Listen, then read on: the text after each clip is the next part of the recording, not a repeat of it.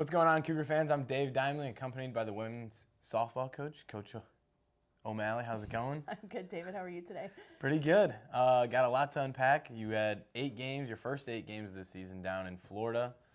Kind of before we get super into it, I kind of want to just hear what were the overall feelings going into the trip, and then how do you guys feel coming back overall? It was a lot of fun to watch the players get out and finally play. That's kind of the best thing about spring break is you get to go down there, you practiced for 8 weeks in a row or 6 weeks in a row, however long it was. It sometimes feels longer than that. And then to be able to have them put their uniforms on and get out and compete and kind of work together a little bit. I mean, we are a relatively young team in regards to experience, not necessarily age, but experience.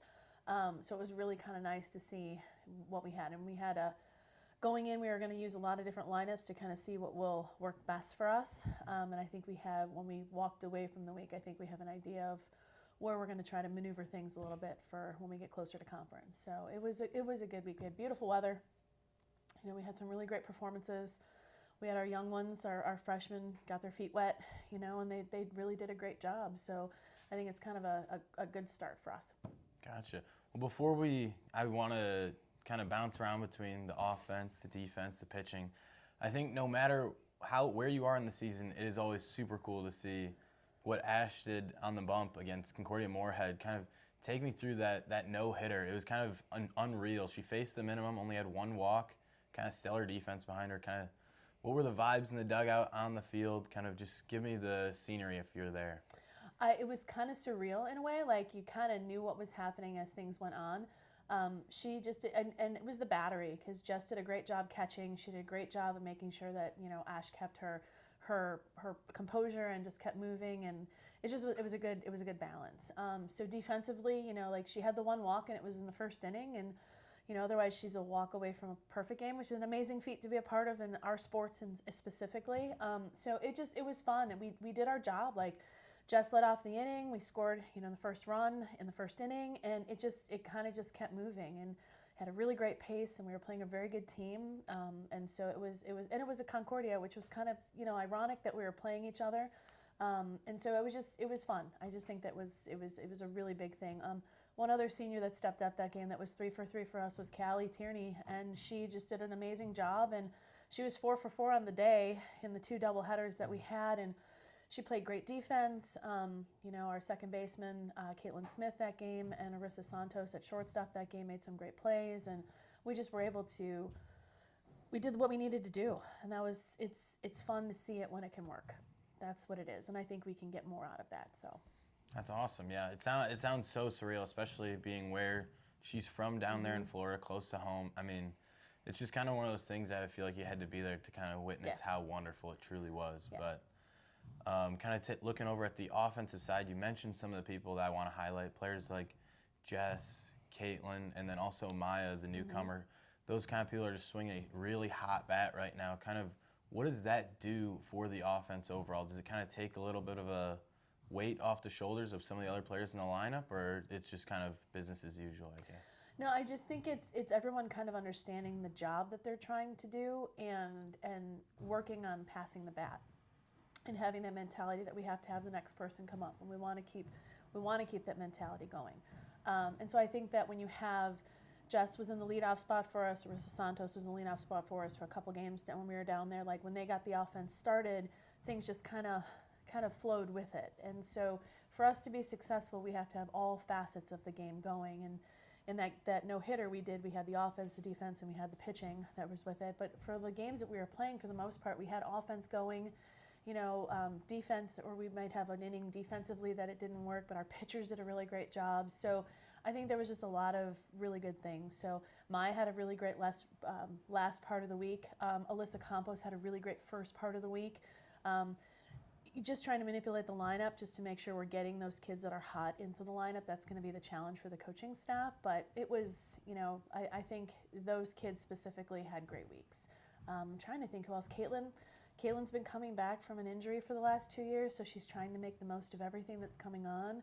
Emily Garcia got hot for us and did her job, like scoring runs, which is what she's good at doing, making contact. She's coming back from an injury. So like we have pieces of the puzzle that we're able to fill in. And when we get everybody back and healthy, and we have now really kind of a nice mixture of people that we can play to and from and kind of work to get the best offense, defense, and pitching that we possibly can. Awesome. I mean, obviously it's a small sample size. You're not even a quarter of the way through the season, but like you're looking at the overall team stats. I mean, you guys are first in the NAC in batting average overall. You're pitching fairly well up to a 3.7. That looks like the clean defense. What's kind of holding you guys back from maybe coming back at 8-2 instead of 4-4? Is it hard to kind of think about it like that way? No, I think it's communication. I think because we have so many new people playing new positions. Not new positions, but different positions than in the past. And because we have so many younger, and it's not young players. Our freshmen did have a big impact for us. But we have a lot of players who haven't had a lot of experience playing at this level, not with our program. Not that they haven't had a lot of experience, but getting them to gel together to play together. When you have that lack of experience, you can mimic it as much as you want in practice. You can make your practices as tough as you want, but sometimes you get into the game and you get to be a fan of it while you're watching it and you're playing it, and sometimes we forget. Things just kind of leave a little bit. So it's just getting used to being around different people and having different styles and communicating and just learning what works for everybody and trying to clean that up a little bit. I think those are the things that we'll take into our practices and try to be better. You know, there's a lot of things that we can learn from, and if we're not learning from them, we're not getting better, then as coaches, we're not doing our job to help our players be the best. So. Gotcha. And then I kind of want to compare this Florida trip to last Florida trip, because I noticed you guys were 4-4 in both trips. Kind of, what was the difference between this year and last year, and then how do you kind of make that leap ahead of to make sure that you have a more productive season than last year? So I actually think it's healthy, being healthy. I think it starts in the circle. We have actually 2 new pitchers that are jumping in. We have a couple of returners who have had really great success. Megan Boska had a really great spring break as well.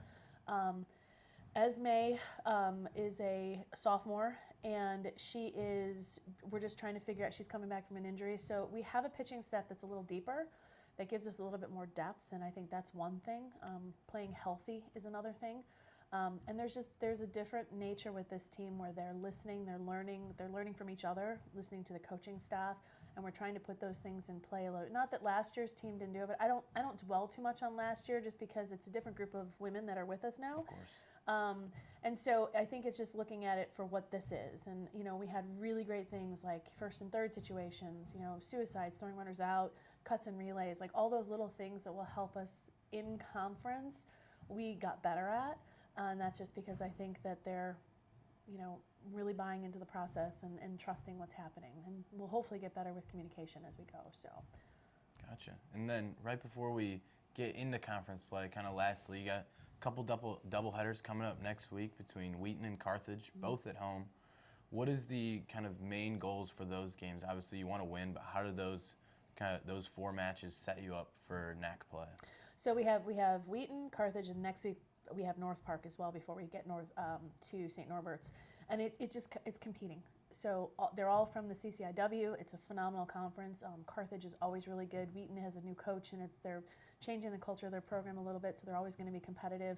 North Park is the same thing. They've had some great pitching the last couple of years. So every doubleheader we have, we're working to make sure that we're cleaning things up. We're working on the things that we can control. We're continuing to bring the energy and the effort and the enthusiasm and supporting ourselves and learning that communication. And then hopefully by the time that we get to St. Norbert's and starting conference, that we go ahead and we are clicking at a pace that just helps us play the game the way we want to play it, set the tone the way we want to set it, and figure out where we're going to go and who we're going to be. So. Awesome. Well, thank you for sitting down with me. I wish you luck next week. For any other information on the softball team here at CUC, make sure to look at cucougars.com. That's all I got. Thanks, David. Roll Cougs.